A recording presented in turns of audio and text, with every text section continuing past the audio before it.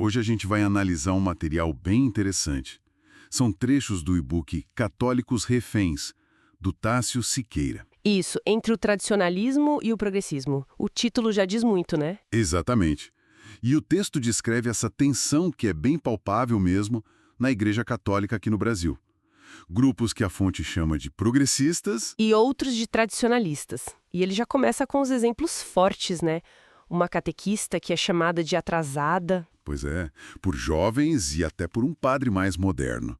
E também tem o caso do seminarista que gosta da tradição, mas aí se choca com o radicalismo, sabe? A falta de caridade em alguns grupos. E muita gente se sente assim, né? Perdida nesse fogo cruzado. Bom, a nossa ideia aqui é entender esses pontos que o autor levanta sobre essa polarização e, o que eu acho mais interessante, a alternativa que ele propõe. Que não é escolher um lado, né? Mas, assim, redescobrir a força da oração. Algo que parece ter ficado meio esquecido na briga. Vamos lá, então. O autor fala, de um lado, o tradicionalismo, que ele diz que pode virar ídolo. Tem o exemplo do Lucas, né? Que se encantou com a missa tradicional, que é ótimo, mas Mas a coisa desandou, né? Ele passou a desprezar outras formas de missa, a ver o Papa quase como inimigo. e a zombar de outros fiéis, né? Isso é pesado. A tradição vira tipo uma casca para arrogância. É um alerta sério que a fonte faz. Algo bom, a tradição com T maiúsculo, pode se tornar motivo de divisão. Exato, quando se desvincula da caridade, da comunhão da igreja. O autor até cita São João Paulo II, né? Tradição não é culto das cinzas, mas guarda do fogo. O foco tem que ser no fogo, então. No amor a Cristo, na humildade. E não na rigidez pela rigidez, né? É o que o texto sugere, uma linha tênue que às vezes se cruza. E do outro lado, o texto menciona o progressismo que pode virar ruína. Sim, aí tem o caso da Sandra, uma universitária, super engajada em justiça social, buscando isso na fé. Mas ela começa a estranhar algumas coisas, né? Doutrinas que parecem ficar meio relativas. A missa muito politizada. E a própria oração sendo vista como alienação. O alerta do autor aqui é sobre um esvaziamento da fé, sabe? Em nome de uma atualização que talvez não seja bem isso. Aqui a fonte toca num ponto crucial, né? A diferença entre adaptar a linguagem para comunicar a fé. E mudar a essência da fé. Cita São João 23. O depósito da fé é uma coisa, a maneira de o apresentar, outra. O perigo, segundo o texto, é a igreja acabar sendo moldada pelo mundo em vez de transformar o mundo. Faz sentido. E no meio disso tudo, quem sofre mais? O autor descreve bem o drama do católico comum. Tipo o Rogério, ministro da Eucaristia. Um cara que ama a igreja, reza o terço, participa, mas apanha dos dois lados, né? Exatamente. Chamado de conservador por uns. E de morno, traidor por outros. Simplesmente por tentar viver a fé de um jeito equilibrado, sem entrar nessa guerra ideológica. E a situação de muitos fiéis silenciosos que a fonte destaca. Gente que não quer briga, sabe? Que ama a missa bem celebrada, seja qual for o rito. E que respeita a hierarquia. O autor lembra até uma fala do Bento XVI, quando era cardeal Ratzinger, Qual? dizendo que a igreja talvez seja salva não pelos que gritam mais alto, mas pelos que amam mais e sofrem em silêncio por ela. Forte isso, né? Muito. E nesse cenário todo a fonte joga uma luz sobre uma figura. Frei Gilson. Ah, sim.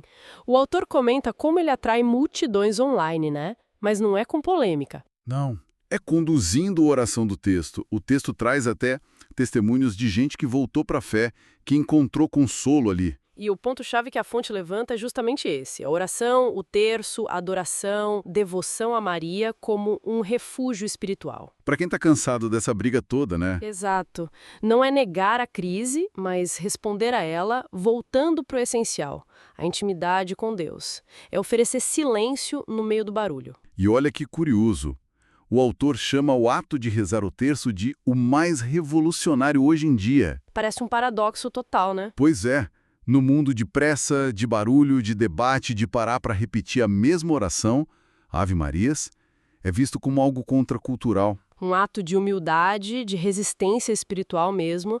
E o texto lembra Fátima, né? Nossa Senhora pedindo, rezem o terço todos os dias. Uma receita antiga para um problema bem atual. E essa centralidade da oração leva a outro ponto.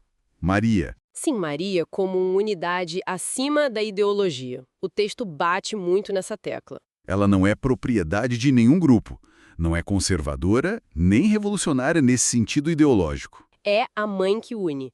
A imagem da procissão é boa, né? Diferentes grupos juntos sob o manto dela. E a fonte sugere que essa devoção mariana autêntica, como o do terço, tem um poder de desarmar os conflitos internos. Cita o Papa Francisco, né?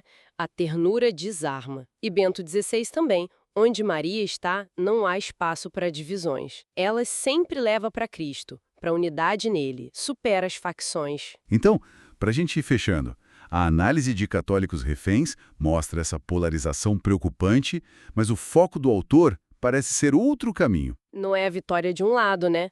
Mas sim essa coisa da santidade silenciosa, da oração constante. Simbolizada pela Dona Terezinha rezando o terço dela no cantinho. Ou pelo fenômeno do Frei Gilson online. A mensagem que fica é: enquanto muita gente debate como consertar a igreja, talvez a força real, a salvação dela, venha desses fiéis, que mesmo confusos, machucados, continuam rezando. Especialmente o terço. E isso deixa uma questão no ar, né? Inspirada pelo livro Com Tanto Barulho, Tanta Briga. Será que a maior contribuição que alguém pode dar hoje não é ganhar debate? Mas talvez seguir esse caminho mais quieto, né? De fidelidade, de oração diária, confiando naquela promessa que a fonte lembra. Por fim, o meu imaculado coração triunfará. Fica aí para a gente pensar.